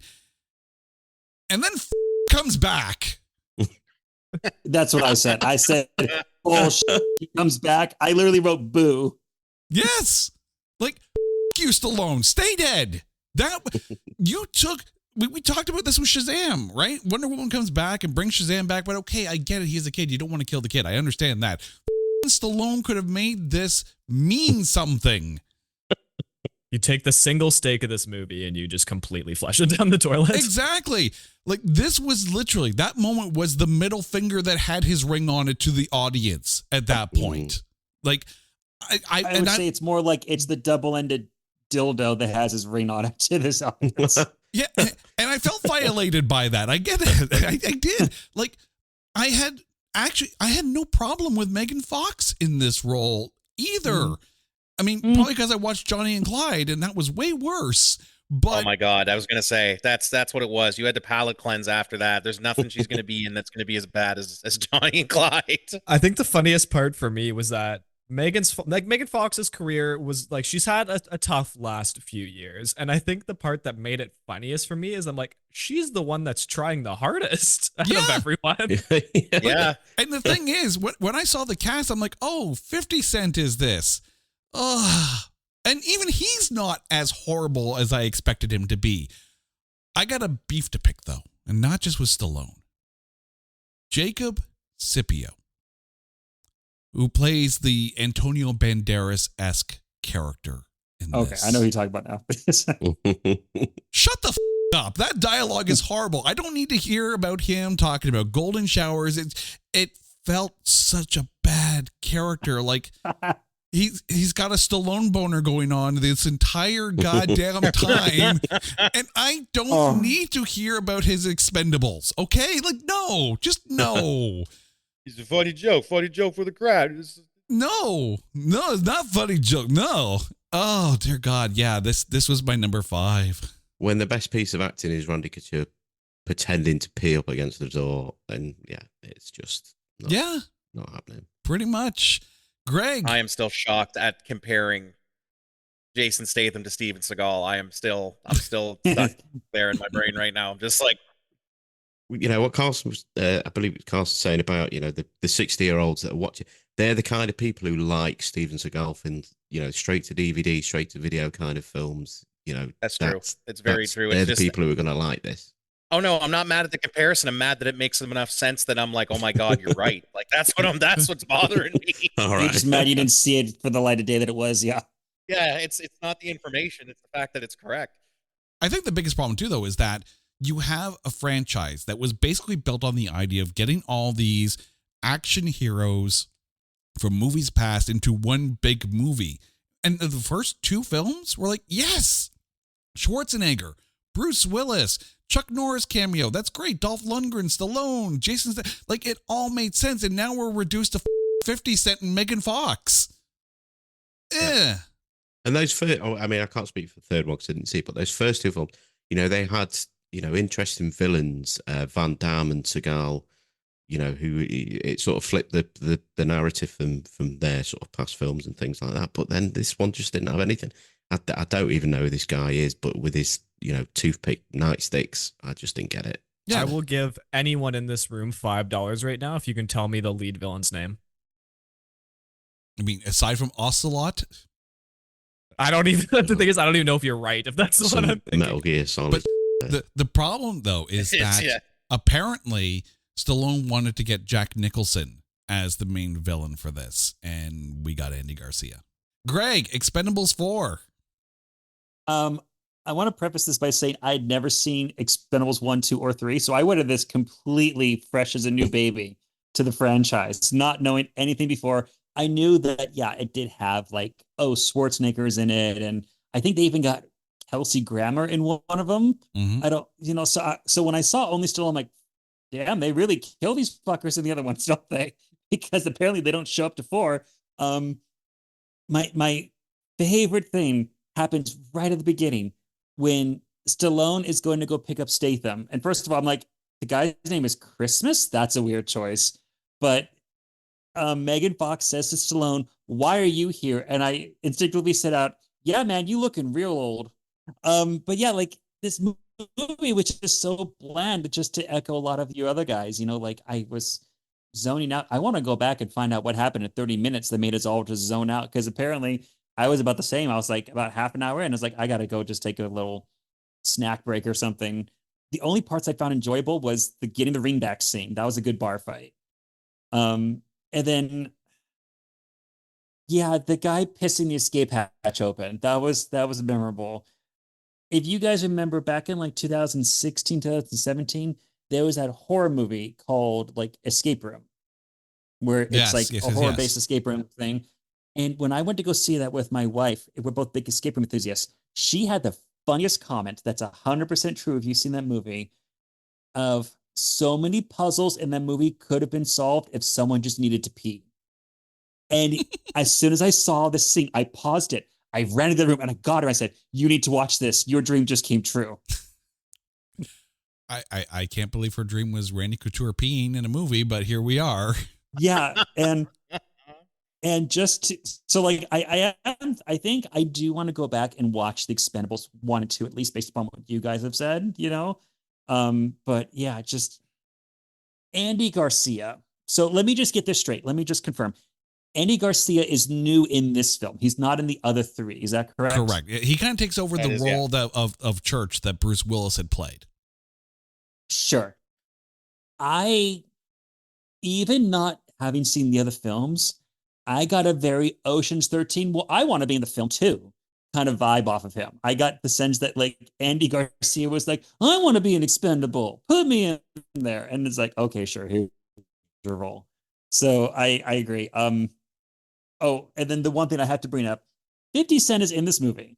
But I used to be a big 50 Cent fan back in the day. Like I actually bought his first couple albums. Like, no shame, I even played his video game, Blood and Money, I think it was called, on the original Xbox.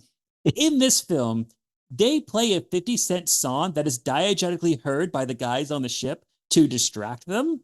And that my head. I was like, wait, 50 Cent is in this film, but also like, so is this actually 50 Cent that's on the ship? Or is this like just a guy who happens to look like him? So, I mean, overall, I didn't enjoy myself too much. I gave this a 4. Okay, so not across the board hate on this one here. But yeah, I will agree that at least with 1 and 2, they knew exactly what they were. And they were kind of fun in that sense. The fun is over for this franchise. American Criminal is a new true crime podcast from the studio behind American Scandal and American History Tellers. Every week, you'll fall deeper into the riveting stories of the country's most clever, craven, and cruel criminals. Fraud, theft, murder, and worse. Whatever the case, whoever the criminal, you don't know the whole story until now. The debut season tackles one of the most sensational cases of the 20th century, the Menendez murders. In 1989, young Lyle and Eric Menendez brutally shot their own parents. Prosecutors and the press said it was a multi-million-dollar inheritance that led 2 greedy rich kids to murder. But the picture-perfect facade this Hollywood family built hid troubling abuse. Could these teenagers have been driven to kill? Or was it even in self-defense? Listen now. Go to AmericanCriminal.com or search for and follow American Criminal wherever you get your podcasts. But speaking of other franchises, we have The Exorcist Believer, starring Leslie Odom Jr., Lydia Jewett, Olivia O'Neill, Jennifer Nettles, Norbert Leo Butz, E.J. Bonilla, Ellen Burstyn, and Ann Dowd. And I'm not mentioning one person because I want you to at least get a little bit of surprise at the end. The movie was directed by David Gordon Green, who had directed, and I'm not kidding here, Halloween, Halloween Kills, and Halloween Ends. So guess what he's been doing? I mentioned that because, according to film critic Ed Whitfield, prior to William Friedkin passing away, he apparently had said to Ed, the guy who made those Halloween sequels is about to make one to my movie, The Exorcist. That's right. My signature film is about to be extended by the man who made Pineapple Express. I don't want to be around when that happens, but if there's a spirit world and I can come back, I plan to possess David Gordon Green and make his life a living hell. Coincidentally, apparently Friedkin also died 2 months before the movie was released, so he kind of got his wish. You mentioned Pineapple Express. Danny McBride has a story credit and an exec producer credit on this one, and it's made through Blumhouse. Now, Blumhouse struck a deal with Universal and Peacock for $400 million to make sure that this and 2 more Exorcist films are going to be made, regardless of the budget and how much it makes. So there's going to be more Exorcists from Blumhouse. The film had a budget of $30 million. Domestically, it made $65 million and worldwide $136 million. So it did make bank on this. Debuted on the October 6th weekend at number 1 with $26 million, the only wide release debut that week. At the Razzies, this is also nominated for Worst Director, Worst Remake, Ripoff, or Sequel, Worst Screenplay, and Worst Screen Combo for, and I'm quoting here, any 2 money-grubbing investors who donated $400 million for remake rights to The Exorcist. However, there are other awards for this. As mentioned, at the Alliance of Women Film Journalists Awards, this won for Time Waster Remake or Sequel. At the 2024 Oklahoma Film Critics Circle Awards, this film finished second for Most Disappointing Film. It lost to Maestro, which was starring and directed by Bradley Cooper. At the 2023 Hollywood Music and Media Awards, it was nominated for Best Original Score in the Horror and Thriller Film category. It lost to A Haunting in Venice. And at the 2024 Golden Scythe Horror Awards, it was nominated for 13 awards. I'm not going to list them all. It didn't win any of them. However, I want to point out one positive note for this amongst those. Olivia O'Neill, who played one of the possessed daughters in this, was nominated for Best Supporting Actress for playing Catherine. This was her first ever film role, so as much as we may not have liked this film and the fact that it was actually nominated for a Worst Movie nom, kudos to her for actually getting a nomination for good acting in this. The critics, however, didn't like it. Over at Metacritic, this film has a Metascore of 39, and on Rotten Tomatoes, the audience score is a 59%, and the tomatometer sits at 22%. Carson, this film is your number 3. How did it go for you? So when I had relatively high expectations going in, and I don't mean high as in at the end of the day, it's a Razzie nomination, so they can't be like high. But everything I was like leading up to it, I just watched the trailer and I was like, you know what? Out of the ones I've seen, because this was the last one I watched out of the 5, and I was like, you know what? This one doesn't look awful. Let's see how it goes.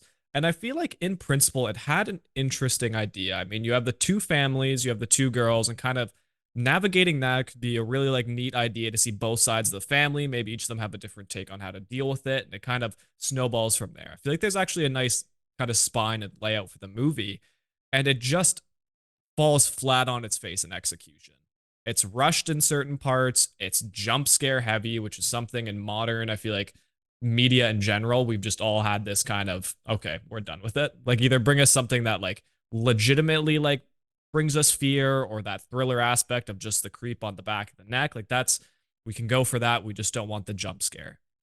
Like, leans too heavy, into that. And I just felt there's so many parts too where my hand was held through this movie. And I feel like that's where I struggled too, where they break down like every kind of religious basis of it. And I'm like, yeah, everyone knows this. We've seen like the other movies. We've seen the original Exorcist. It's like, I just felt the execution was the main thing that held it back. And one thing I can't stand is, I don't know if you guys found this, as the movie goes on and like the demonic presence becomes worse and worse, the dubbing of the 2 girls becomes horrific. I don't know if this was just me, but it was not just you. I don't know if it's a prosthetic connection and they just couldn't make it work, but I couldn't look at them. And I felt bad because the performances, like Jason said about even the nominations, were there from the kids. And it took away from me to the point where I just left the movie. I wasn't scared, and yet my sensory experience, I felt assaulted because it was just jump scares and campiness and just poor execution. And it was disappointing because I actually liked the reboots of Halloween. As someone that didn't grow up with the originals, I didn't mind them. I thought they were a slasher movie that was executed decently, and it was what it was. So I had that expectation going into this, and I just came out disappointed. So I'm a middling 3 for this movie. Greg, this is sitting at your number 5 spot. How did it get all the way down there? Boring acting across the board, except, and I do agree, the girl who played Catherine was great. The one scene where she's in the church, what I call the body and the blood scene, that actually gave me chills. I was like, okay, movie, like you have my attention all of a sudden. And then it lost it again because it just meandered off. I've seen a couple of the other Exorcists, especially the first one. And the thing I liked about the first one is, and maybe it's because, it was new territory. So they had a really slow creep of like symptoms coming on and people thinking, oh, she's just sick. Oh, it's just, she's having a mental issue, whatever. But this movie, they seem to go from 0 to like swollen forehead and cross stabbing in 20 minutes. Like they just immediately got to like, no, this is the demon thing. Can someone explain to me why this is called Believer? It seemed like nobody was not believing there was a possession thing. Everyone seemed pretty on board for the fact that this is a possession thing right off the bat. I don't know anybody who wasn't a doubter or a believer in this film. Actually, I can actually go on that one. So Leslie Odom Jr., of course, like obviously in order to purge the demonic possession from the daughters, everyone in the room has to believe in God and believe in how they're doing. And there's this one part where Leslie Odom Jr.'s daughter in this looks at him and with this really creepy smile, like, and you can see him like just almost out of belief. And she's like, you don't believe. And it's like, oh, okay. So he's the religious skeptic. I missed that line. Okay. Yeah. So it's very, very, it's not upfront. It's not the fact that he's, outwardly skeptical or non-religious or whatnot, but it's there. And now we're going to have 2 more films after this. I was also confused by a couple of things. I was like, so the 2 girls are possessed. Is this the same demon? Is it 2 different demons? If it's 2 different demons, I like them to act differently so I could tell Demon A from Demon B. It's like, also while we're on the lines of this scene, am I the only one that as they were kind of like panning through and like going through the exorcism itself, you're like, who are some of you people? Yeah. I'm sitting there watching, I'm like, I either just have an awful attention span with this movie, or I legitimately am like, how much screen time did you have? Because the problem with this movie as well is, and when I say it fell flat in execution, you have the storyline of each girl's family, and yet we only seem to give about the dad and that side of it. So I feel like we just lose a lot of the other half, which made the movie cool. Yeah. I mean, I'll to that point, it did feel like, obviously I'm not a horror movie person at all by any stretch of the imagination. But I knew enough of the first Exorcist to know, like, oh, I need a young priest and an old priest kind of thing. So there are apparently rules to exorcisms and things that you need. And here it's like, well, we don't have any of those, so we're just going to hand it off to the neighbor who seems to like God. So that should be well enough. Yeah. But, let me explain why it's my number 2. Even though I don't like horror films, it's not my jam. I don't actively go out and watch horror films. But I think the performances from the 2 girls in this was enough to make it creepy. Now, I say I don't like horror films. This movie starts off in Haiti.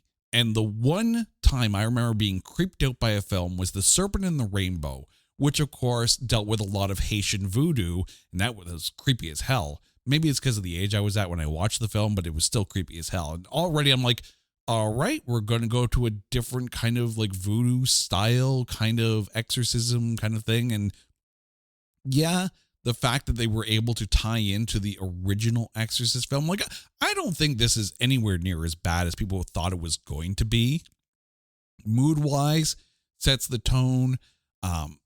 Honestly, I don't see anything wrong with this film. I think if you're a fan of The Exorcist and you think that some films should not be sequelized or touched ever again, just let it stand on its own, I get that. But I think this one at least served the story up enough and did justice to the original that I don't think it deserves the hate that it got. While it's also your number 2, why is that? See, so here's the part where I get chastised a little bit. I haven't seen the first Exorcist. Have not seen it. So I went into this watching a sequel to a movie I had never seen before, and I thought that was going to be interesting because I knew it didn't have anything directly to do. It takes place years and years afterwards. But I kind of liked it because I didn't have any kind of preconceived notion of what this was supposed to be. Was it really scary? No, it was not the scariest horror movie I've ever seen. But I really liked the acting from the kids. I like, I was mentioned earlier, how it really gets into how this huge event that happened so long ago affects these 2 families and the dynamic around all of that, and like how they're trying to get over this like skeleton that everybody collectively has in their closets. Semi-decent but boring horror movie. Doesn't offend as much as it would offend others that were really big fans of the original. I have friends that absolutely loved The Exorcist and call this down to the 9s, and told, when I mentioned to them that I had to watch this, they were like, that's going to be your 5. It's the worst one. Like that. It's the worst movie they've ever made, blah, blah, blah, blah. I also love Danny McBride. So I think there is a sentimental soft spot in the back of my head where I know he was a part of this. So maybe it gets a point for that too. But it wasn't as bad as I was expecting it to be going into it. It was a really non-offensive and non-memorable horror movie. But on this particular list, that gives it a 2, because if it's just boring and isn't terrible, that puts it above some of the other things. All right, Pete, it's your number 4. How to get down there? By all rights, this should have been my number 5. The Exorcist, the original William Friedkin film, is one of my favorite films of all time. It's in my top 10. And I don't think, it's one of the greatest films ever made, in my opinion.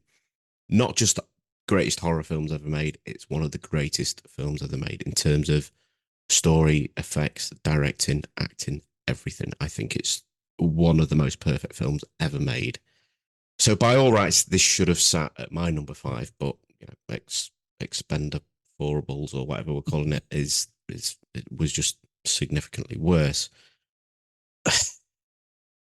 And it had me. Somebody else said, that first part, the first 30 minutes, maybe 40 minutes, it had me. I thought this could be quite interesting. It was slightly sort of changing the narrative, and it sort of had an interesting take to it.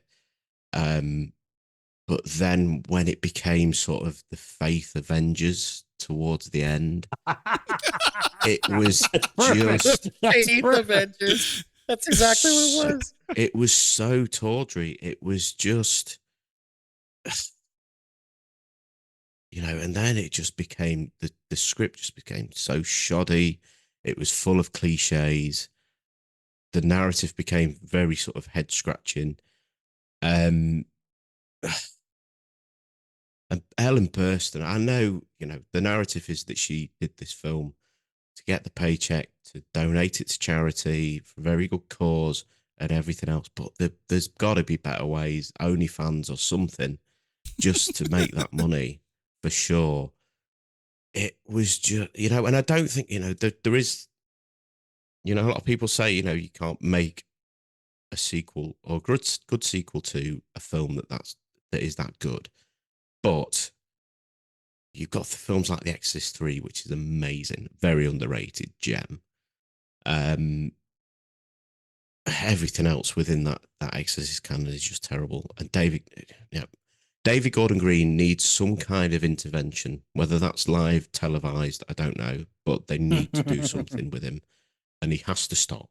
He just has to stop doing these things with sequels, because this was only one step away from Pazuzu Dies Tonight. That's where it was going at the end. And it just made me feel nauseous, especially what they do with Ellen Burstyn. It's Neo from Matrix Revolutions. Is it the last one? She's there for 5 minutes and then she's gone.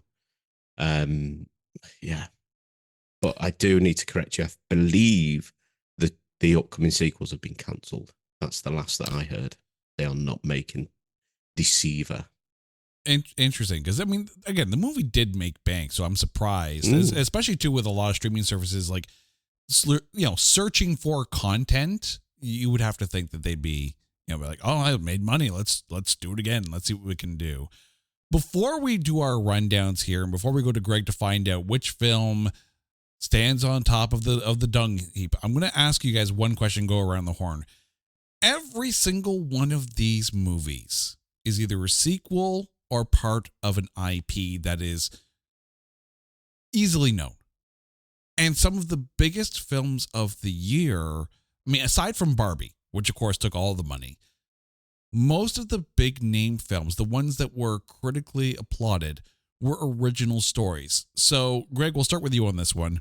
Are the Razzie nominees for worst film this year more a statement on IP fatigue? I'm not even going to just say superhero fatigue. I'm saying IP fatigue.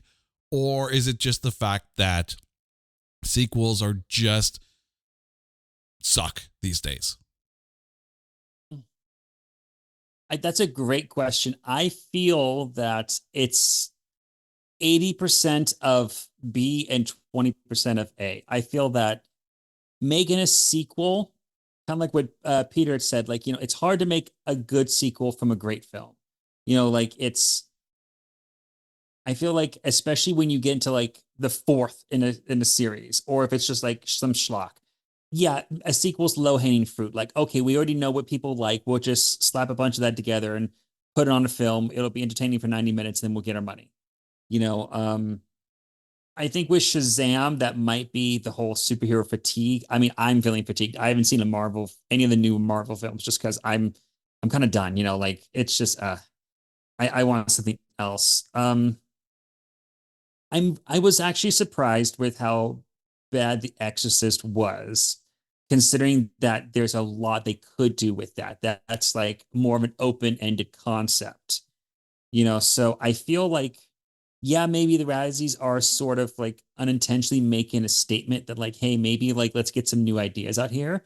But then again, you look at Winnie the Pooh, Blood and Honey, that's a new idea, but just like we said, poorly executed. And I think another reason why it's viewed as poorly executed is because we also are kind of already fatigued with that. When you look at things like Five Nights at Freddy's, where it's something that's clearly meant to be for kids, a la Chuck E. Cheese, and then they horrified it. So I feel like even that, it's even though that feels like it's a fresh concept, it's kind of not. We've kind of been dealing with that for the past 10 years. It's interesting you mentioned Five Nights at Freddy's, because even before that movie came out, of course, we had, Nick Cage in, what was it, Willy's Wonderland, which is an amazing film. Exactly. That movie was so good. It was. But the thing is, it was also original, even though it was basically like Nick Cage in Five Nights at Freddy's. But it was different. It was a different story. Peter, are you, as a moviegoer, suffering from IP fatigue? I don't think so. Not necessarily. I think, that percentage for me is more 50-50. I think that, my top film of last year was Guardians of the Galaxy Volume 3. It's a third in the film. And, whatever number in the Marvel universe. And I just thought that was amazing. It affected me in a number of different ways. I thought it was a great film, and the best of the year. I think it is just, I think we do quite easily forget as people who critique films, that it's all about the bottom line for a lot of the studios. They've got to make their money so they can keep pushing the films out and things like that. So it's very easy to go back to the established properties and try and do something, but it's got to be done with an amount of passion, and James Gunn had that passion within the Marvel Cinematic Universe. And you can tell that, it's not like most of the films that came out in that genre last year didn't necessarily have that sort of commitment and the love for the films that they were making. I don't think it's impossible that, established IPs can still deliver. Something like Ghostbusters Afterlife, it wasn't perfect and it maybe wasn't the film that people wanted, but it did something different, and it made it interesting. And going back to Exorcist Believer, it started off doing something quite different that kind of worked for me, but then it finished up doing something quite different that didn't work for me. So I think it's just a minefield. I don't think there's a clear answer, unfortunately. I'm going to sit on the fence, really. It's interesting, too, because I think one of the best films I saw last year, and I saw it late in the year, was Godzilla -1. And again, another one of those IPs that keeps coming back, but -1 took a different approach to it and focused more on the human, the human impact on Godzilla, and turned that into something really good. Carson, to you, I'm gonna change the question a little bit. When you take a look at a sequel that comes out, or an IP film, how much of it feels like a cash grab out of these five? So it's funny you changed the question, because as I heard Greg and Peter's answers, I was very much on the side of I think the question is wrong in the sense of, we're in an age of media consumption where everything is quick, everything is fast, and everything is right there.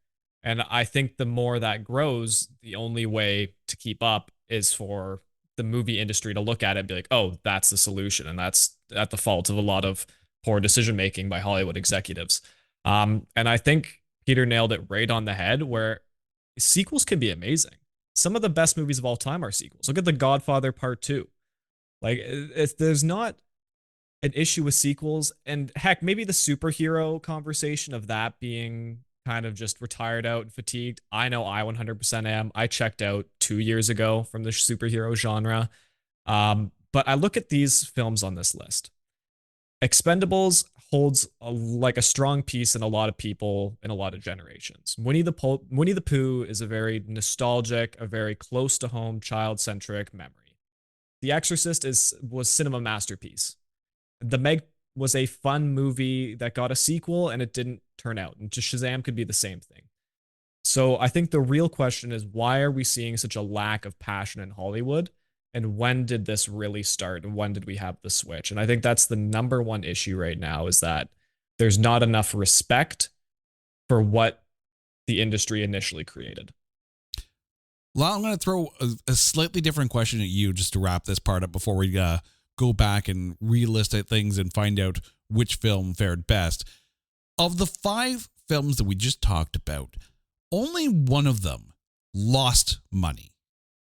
Even if you take out the Hollywood math. Only one actually lost money. And we saw with this last year, box office totals were down unless you were Barbie or Oppenheimer. Should the box office be used as a measuring stick for success in 2024? Absolutely not. Absolutely not. I don't think the box office should be any kind of measure of how good a movie is, just because there's been so many movies, not just now, but throughout history, that have not had the box office returns that they deserved. Especially nowadays, where there is so much content coming from so many different places. There are some people that will just go to see things because they can go to see them in the theaters nowadays. They go to see anything that comes out that piques their interest. A lot of really bad movies have made a lot of money. So I've never believed in the box office equaling success. Sometimes it's the exact opposite, in fact. All right. Before we make our lists as well, Peter, I'm going to start with you. Of the 5, which movie do you think is going to win worst film? Worst? Oh, God.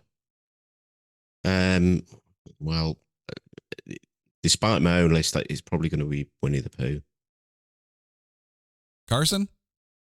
So I'm juggling with it in the sense of it's usually the winner ends up being the film that had the most promise that executed the poorest. If you look statistically kind of back at what goes on at the Razzies. And for me, that's Expendables. You have the biggest kind of cast in terms of names. You have some of the most like dedicated, I'll say, fans to that franchise based on everything on here, besides maybe The Exorcist and Winnie the Pooh. I just don't see how that doesn't just isn't seen as garbage that came out this year, like especially based on the other 4. I mean, they all did something I feel like just better than Expendables. Lyle? It's going to be between Winnie the Pooh, Blood and Honey, and Shazam 2. I think they might use it as a pedestal to put up the "we're tired of superheroes" thing. There's going to be a lot of people, I think, that just vote Shazam 2 because get rid of the capes. And Greg?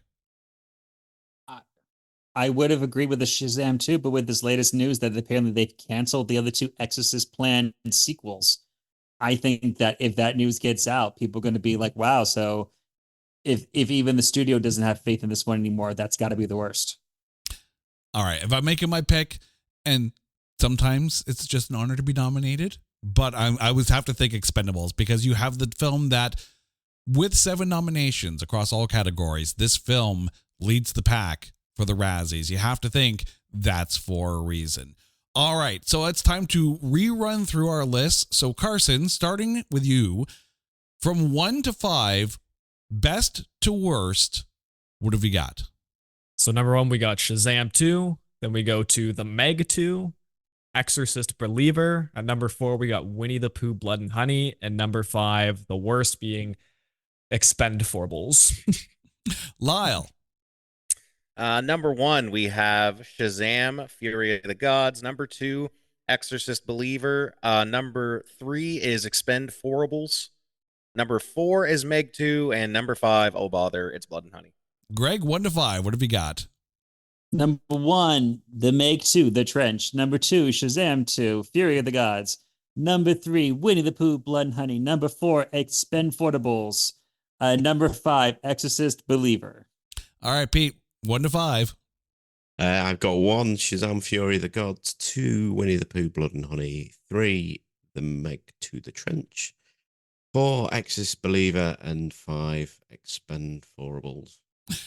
And I've got Shazam was my number 1, Exorcist Believer at number 2, Meg 2, The Trench at number 3, Winnie the Pooh at number 4, and Expendables at number 5. Greg, you've been keeping track of our rankings here. So how did our movies do, and which movie stands on top? Now, let me just say this, just to tease you guys a little bit. One of you was perfectly keyed in to the order of these movies. One of you, your list of 1 to 5 is exactly how the average went between us. So I think that's especially interesting because that hasn't happened with any of the other stats that I've done before. So for number 1, with an average of 1.2, because Greg's the asshole and gave it a 2 instead of a 1, is Shazam 2. At number 2 is The Meg 2 with 2.6 average rating. Number 3 is Exorcist Believer with 3.2. Number 4 with a 3.6 average rating is Winnie the Pooh, Blood and Honey. And number 5 is The Expendables 4 with a 4.4. Carson, nailed it on the head every single step. We now have a new nickname. He is Consensus Carson. Well, let's Yeah, go. really. Yes. Also, I think it should be noted, too, that in the history of doing Grading on a Curve specials, Shazam 2 Fury of the Gods, I think, is the closest we have ever gotten to a consensus number one pick with 4 ones and a 2. So to the Razzies... I do not think that movie should be on this list at all. It should. That No, it movie does shouldn't. not belong here with the rest of these. You're telling me that Strays was better than Shazam 2? Yeah, exactly. Or- I'm just thinking of the other crap that came out this year that is far below this movie. Like, No, literally. I mean, Children of the Corn, Dogman, Scream, newest Scream, like these. I don't know. I'm just the saying. movies that came out this year. I haven't heard of any of those. Yeah, I'm still reeling from Johnny and Clyde, so there's that. All right, before we go, Peter, please let us know about the Movie Duel podcast and where we can find you out there on the interwebs. Okay, so you can find us at the Movie Duel podcast at all good podcast stations, apps, whatever you choose to listen to podcasts on. We look at a particular subject on each episode, best, worst, overrated, underrated, all sorts of different things. And myself and one of my co-hosts pick a film that we think best represents the subject that we're talking about, and hash it out and see who's got the best choice. But yeah, you can find us all over the place. And you can find special episodes with special guests who come on and talk about the movie duels of past and tell us what they would have picked for some of the subjects that we've already talked about, including the fantastic Jason, who's already been on one of those episodes.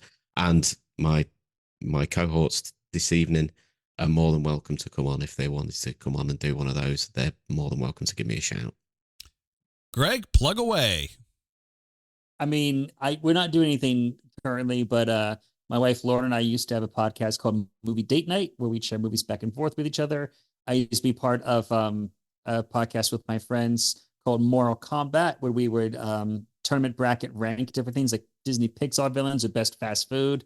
But probably the one I'm most proud of that you should go check a look at. It's officially done. We wrapped it up. Was called it's called Flops. Sorry, it's been like over a year, and I've got dad brain. It was called Flops, FLAWPS, is where me and my friends went and looked at silly laws from countries that are still technically on the books that are ridiculous. Like, for example, did you know that in, I believe it's Norway, if you leave your kid alone for over 2 hours, it's essentially a lost and found situation where someone can just come up and, okay, that's my kid now. What? Finders keepers. I now have an urge to go to Norway, I guess. Carson, where can our listeners find you out there? You can find me at Carson Elk 12 on Twitter. Pretty active in the movie community and the sporting community over there. And then if you're interested in anything hockey related, you can find me at flamespulse.com writing about the NHL, and also at Flame for Thought and Fansided. And Lyle. You can find me at Lyle Robershaw on Twitter. Talk a lot about wrestling, talk a lot about entertainment. Also listen to 640 AM Toronto. Listen to the Toronto Today podcast with Danny Stover or the Toronto Today show. You'll hear me chime in on some crazy stuff happening around the city. All right, guys. Thank you so much for once again daring to go down the 5-movie gauntlet of hell and suffer along with the rest of us. And to you, our listeners, thank you for listening to this episode of Grading on a Curve on the It's Not That Bad podcast channel. Now, you guys know the drill. If there's a movie out there that you want us to cover on It's Not That Bad, hit us up on social media at Not That Badcast, or go to our website at notthatbadcast.com. And while you're there, let us know which movies you would have picked for Razzie's Worst Film nominee if you don't agree with the 5 films that did get nominated, or let us know how you would have ranked these 5 films. Until next time, Pete, Greg, Carson, Lyle, thank you guys so much. Listeners, you guys are awesome. This is Grading on a Curve, a proud member of the Pantheon Podcast Network. Take care.